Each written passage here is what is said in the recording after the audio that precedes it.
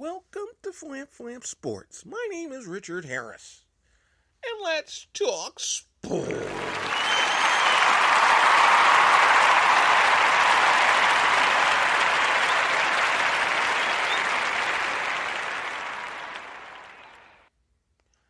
Welcome to Flam Flam Sports. My name is Richard Harris.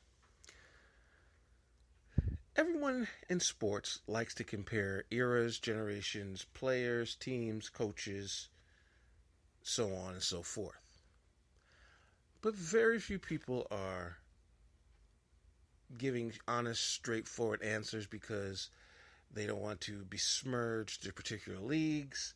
They don't want to talk about their leagues in a negative fashion when a league clearly is going through an epidemic.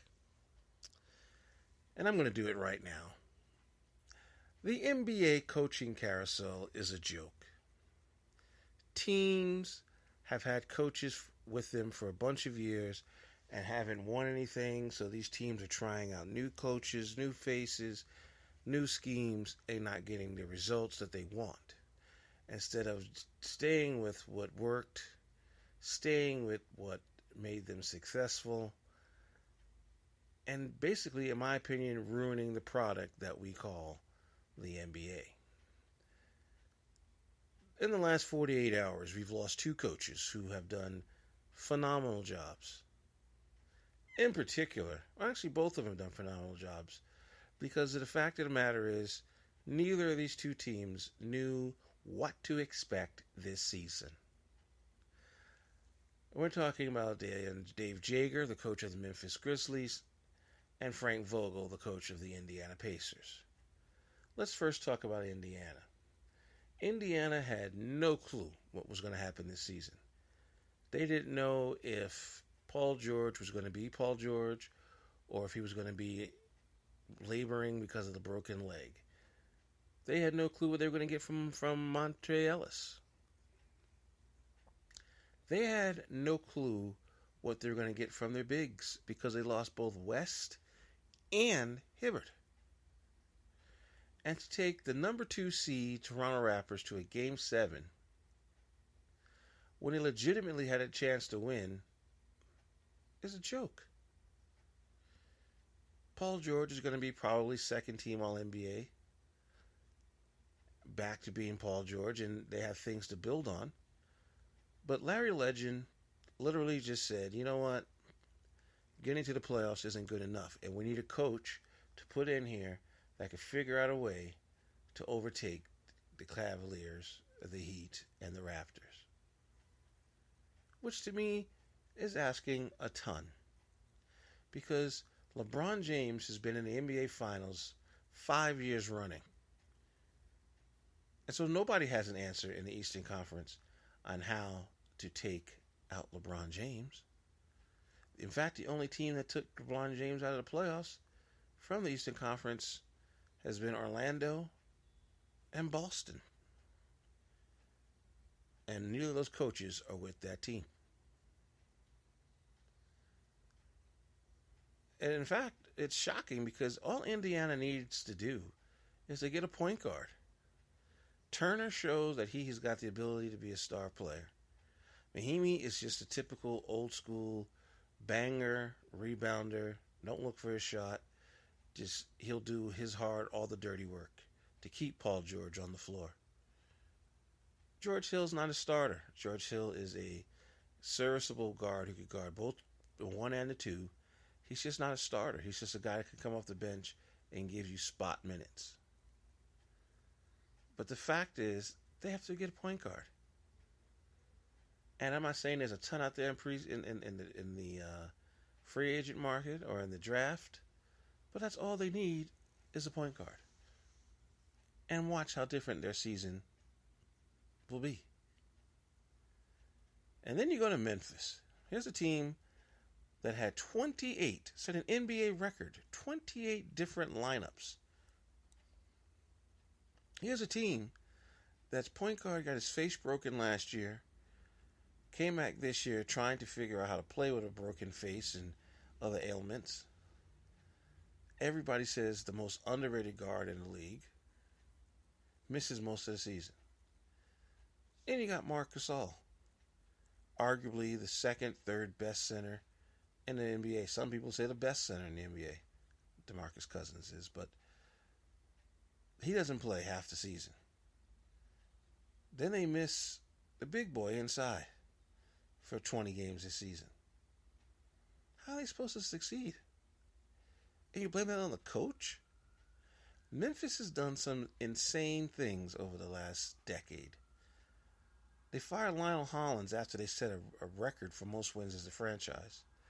And now they fire this guy who's been their coach for the last 3 years, and they've gotten to the playoffs 3 years.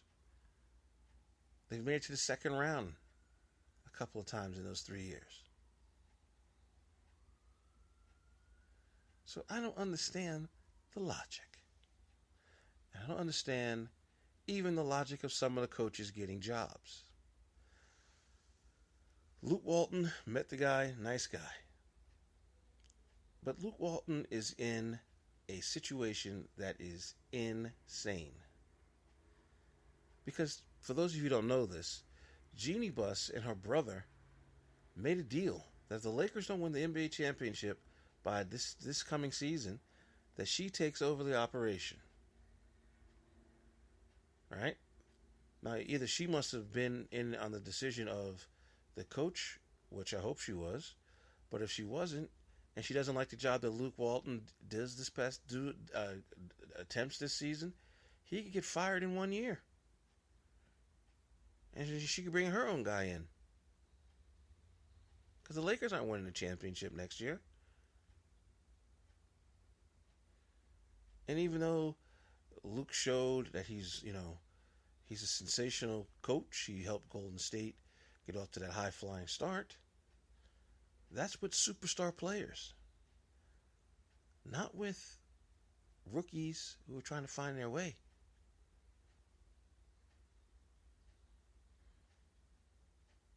And then Tom Thibodeau gets the job in Minnesota. Minnesota. All that young talent. All them young kids who basically are learning the game.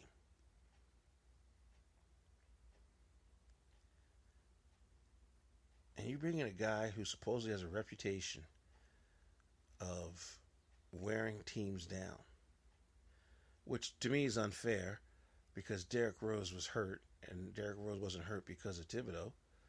Derrick Rose was hurt because his knees went out.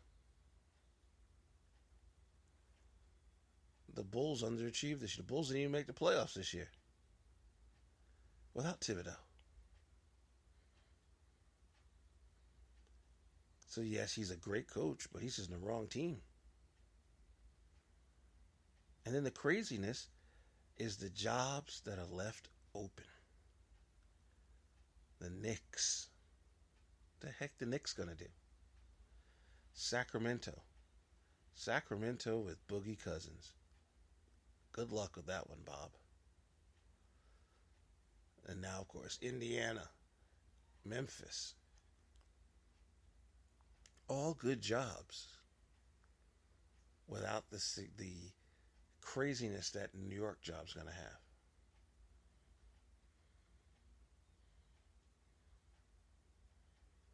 What are they going to do?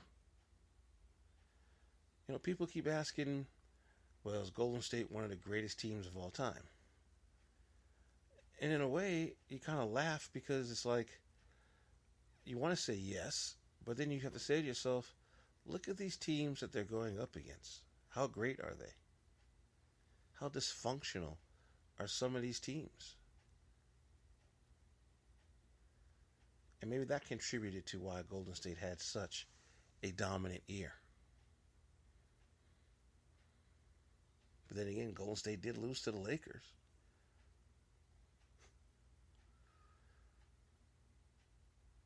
Sometimes in sports, yes, you do need to change coaches because the message gets old. Yes, you do need a change in scenery because, the players don't always get along with the coach. The players don't like the system. The system doesn't fit the players.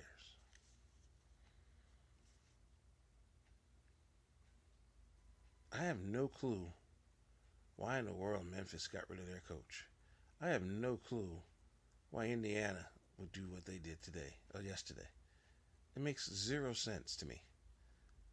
Because reality is their ceilings, both of their ceilings, are not very, very, very, very high. You still got to get through LeBron James. And there's so far been no coaches other than Doc Rivers. Was it Brian Hill or was it maybe it was Stan Van Gundy in Orlando. I think it was Stan Van Gundy in Orlando. Only two coaches to figure out how to beat him in the playoffs. So unless they got clones, these teams made really dumb moves. But that's just one man's opinion.